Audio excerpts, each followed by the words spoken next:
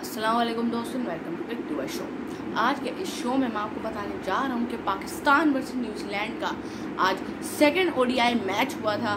तो क्या ये कह सकते हैं, मतलब ये वाला मैच भी, हालांकि न्यूजीलैंड ने 300 से ऊपर का टारगेट दिया था, लेकिन वो भी पाकिस्तान ने जो मैच है वो वन साइडेड पे ले गया। और वही वजह है जो कल वजह थी पाकिस्तान की जीतने की, जिस एक बंदे की वजह से जीता था पाकिस्तान मैच, और आज भी उसी एक बंदे की वजह से जीता है, और उसका नाम है फ़खर जमान।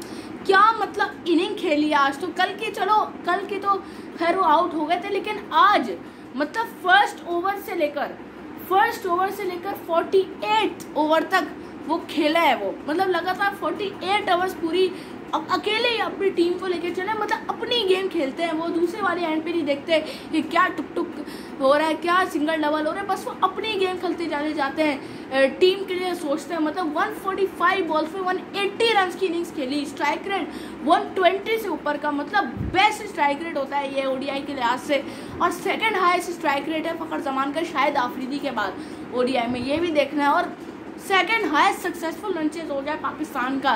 पहला ऑस्ट्रेलिया के अगेंस्ट हुआ था 347 का, लेकिन आज जो किया है वो किया 337 रन का, जैसे कह सकते हैं रन चेज किया। मतलब बहुत ही माइंड ब्लोइंग बैटिंग की है न्यूजीलैंड ने अगर हम बात करें, लेकिन उससे भी ज़्यादा जो फ़खर जमान ने जो रिप्लाई दिया है न्यूजीलैंड के प्लेयर्स को, बाकी सब के सब फेल हुए। अगर हम बात करें, इमामुल हक भी फेल हो गए, अब्दुल्ला शफीक को चांस दिया वो भी फेल हो गए, लेकिन बाबर आजम की हमें इनिंग, जो क्रूशल इनिंग जो खेली उन्होंने 65 रन के बीच में, अगर वो जल्दी आउट हो जाते तो आने वाले बैट्समैन अब्दुल्ला शफीक पे और प्रेशर पड़ता, फिर वो और जल्दी आउट होता और रिक्वायर्ड रन रेट हमारे पास आसमानों पे पहुंचा हुआ होता।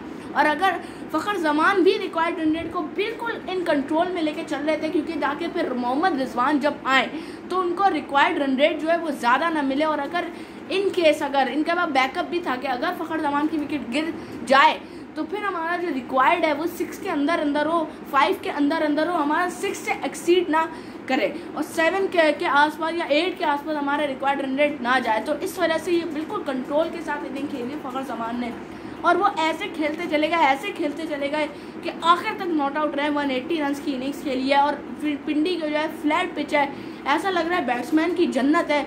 फ़खर जमान तो यही बोल रहे थे प्रेस कॉन्फ्रेंस में, भाई मैं तो चाहता हूँ सारे के सारे मैचेस पिंडी में ऐसे ही रन आते रहेंगे। 300 से ऊपर रन बना चुके हैं, 300 से ऊपर। खैर अभी सिर्फ और सिर्फ 3 रन बाकी हैं 300 रन पूरे होने के लिए सीरीज में।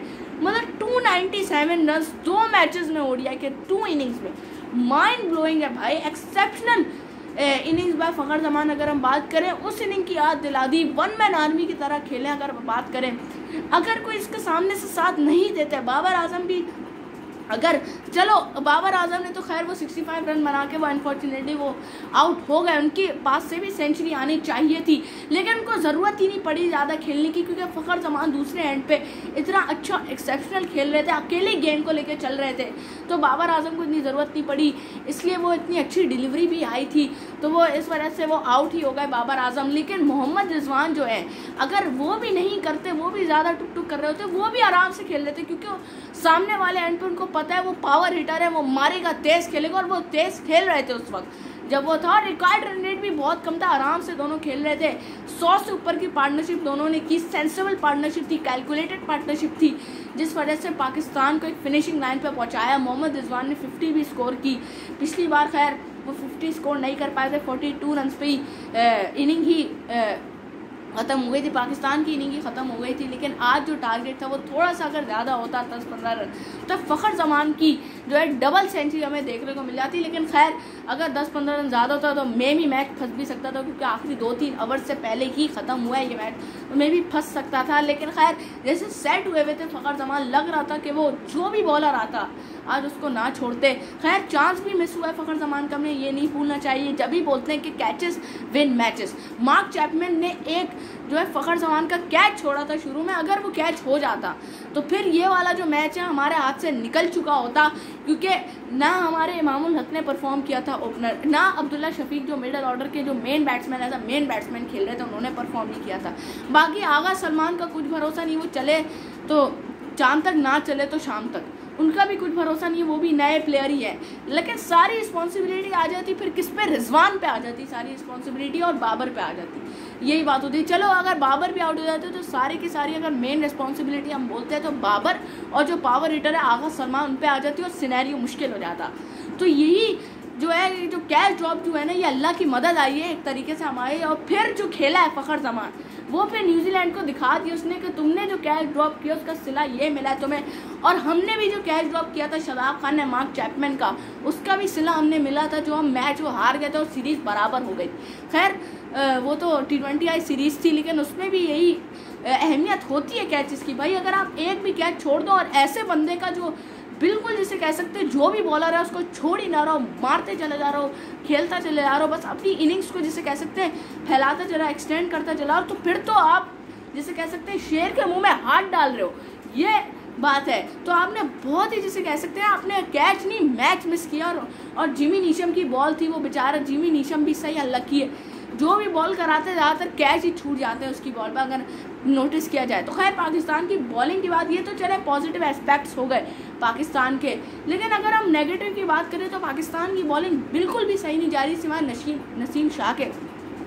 नसीम शाह एक्सेप्शनल जा रहे हैं बॉलिंग के साथ, बहुत ही ब्रिलियंट बॉलिंग जा रही है नसीम शाह की, इकोनॉमिकली भी अच्छे जा रहे हैं, बस वो उनकी लक सही नहीं है तो वो विकेट्स नहीं मिल पाती उनको, लेकिन इकोनॉमिकली बड़ी अच्छी कराते हैं और रोक के रखते हैं बैट्समैन को, टाइट करके रखते हैं, पावर प्ले में भी हाथ नहीं खोलने देते। लेकिन बाकी जो बॉलर्स है वो सारी कसर पूरी कर देते। चलो मान लिया आरिस रऊफ विकेट्स तो ले लेते हैं, अपने पेस के मजबूते पे विकेट्स ले लेते हैं, लेकिन 78 रन दिए 10 ओवर्स में, 78 मतलब नियर टू 8 उनकी इकोनॉमी चली गई थी। मतलब इसका हिसाब कौन देगा, मतलब इतने रन दिए उन्होंने, 78 भी हद होती है 10 ओवर्स में, 60 रन भी ज़्यादा रन माने जाते हैं ODI में देने में, और आपने दिए 78 रन। बाकी बॉलर ने भी कुछ खास बॉलिंग नहीं, उसामा मीर ने भी इम्प्रेसिव बॉलिंग नहीं कराई, 66 रन दिए उन्होंने 10 ओवर्स में, कुछ अच्छी बॉल नहीं कराई, एक भी विकेट भी नहीं ले पाए। हारिस राव ने चलो 4 विकेट्स नहीं अच्छी बॉलिंग कराई, लेकिन डैरिल मिचेल ने आज फिर से जिसे कह सकते हैं, मुझे तो लग रहा है ये सीरीज़ डैरिल मिचेल और फ़खर जमान की है,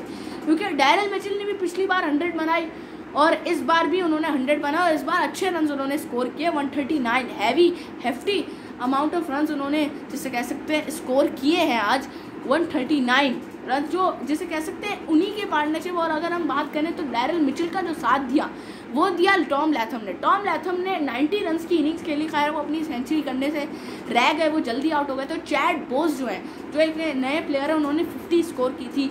मतलब यही बात है ODI में, अगर आपके 3 प्लेयर्स भी अच्छे से चल जाए, एक सेंचुरी बना ले, एक दूसरा 80-90 रन की इनिंग्स खेल दे, तीसरा 50 रन की इनिंग खेल दे अच्छी सी वासी, तो आपके ऑलमोस्ट 300 से ऊपर रन आराम से बन जाते हैं। जैसे हमने पाकिस्तान की टीम के देखा 3 प्लेयर्स ने परफॉर्म किया, फ़खर, बाबर और रिजवान, तीनों ने परफॉर्म किया, टीम जीत गई आराम से, 2-3 ओवर पहले जीत गए। और न्यूजीलैंड का अगर हम देखा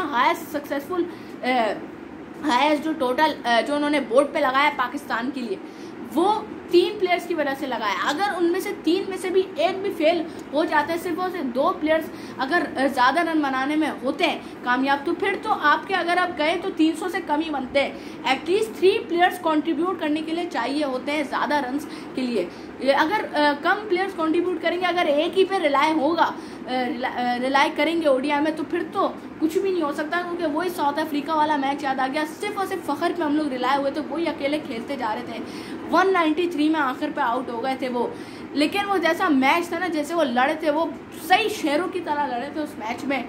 याद है, अभी भी 2-3 साल पुराना मैच है 2021 का, अभी भी उसकी जो हाईलाइट्स है ना वो दिमाग से जाती नहीं है। वो जो तबरेज शमसी को 60 हिट किए थे, और साउथ अफ्रीका के होम ग्राउंड में जाके 193 रन की इनिंग खेली थी, बहुत बड़ी बात है। और इसलिए ये ODI में ओपनिंग पोजीशन पे नहीं है, इसलिए ये ODI क्रिकेट में नहीं खेलते। इसलिए यही नहीं, ये वही प्लेयर है जिसने चैंपियंस ट्रॉफी जिताई थी इंडिया के खिलाफ फाइनल में, तो जाहिर सी बात है इतने छोटे मोटे मैचेस में तो वो परफॉर्म करेंगे। 180 रन की इनिंग्स खेली, जितनी तारीफ की जाए फ़खर जमान की कम है अगर हम देखें। और पिच भी इतनी फ्लैट है, लेकिन देखते हैं फ़खर जमान कराची की पिच पे कैसे परफॉर्म कर देंगे। कराची की पिच थोड़ी सी कम फ्लैट होगी, मे भी नॉर्मल पिच बनाए कराची की, क्योंकि कराची की नॉर्मल बन जाती है। और रावलपिंडी का ये सीन है कि बनेगी तो सीमर्स वाली पिच बनेगी, मतलब फुल सीम होगा, मतलब बैट्समैन के लिए कुछ भी नहीं है। या फिर ऐसी बनेगी कि बैट्समैन के लिए सब कुछ होगा, मतलब full highway full flat pitch बनेगी।